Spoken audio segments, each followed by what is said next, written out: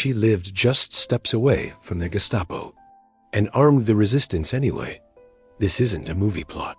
It's the incredible true story of Lise de Baissac. In 1944, fear ruled the streets of France. Gestapo eyes were everywhere, and people vanished at night.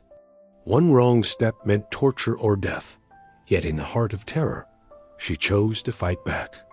Lise de Baissac was an agent for the British Special Operations Executive, or SO, a top-secret unit created to sabotage the Nazis from within. She wasn't dropped into France with an army. She was parachuted in alone. Her mission was simple to state, but almost impossible to survive: arm the French resistance. Lise found an ordinary apartment, blending in with ordinary neighbors and routines. But there was nothing ordinary about her location.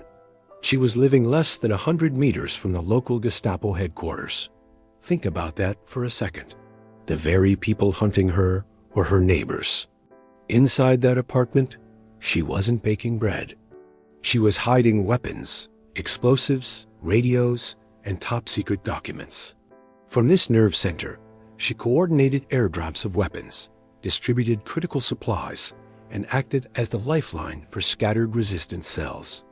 Every single day, Nazi patrols walked right past her front door. A random search, a suspicious neighbor, one tiny slip-up, and it would all be over.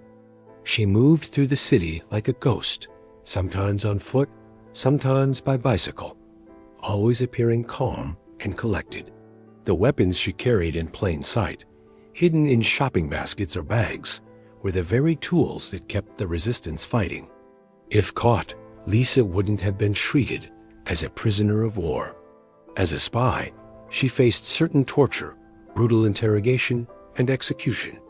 Her capture would have meant the collapse of her entire network. But she never stopped.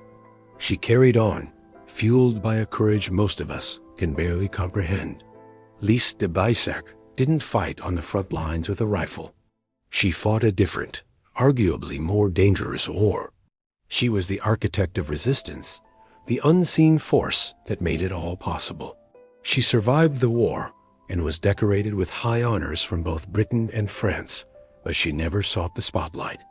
Like so many of her fellow SO agents, she quietly returned to civilian life.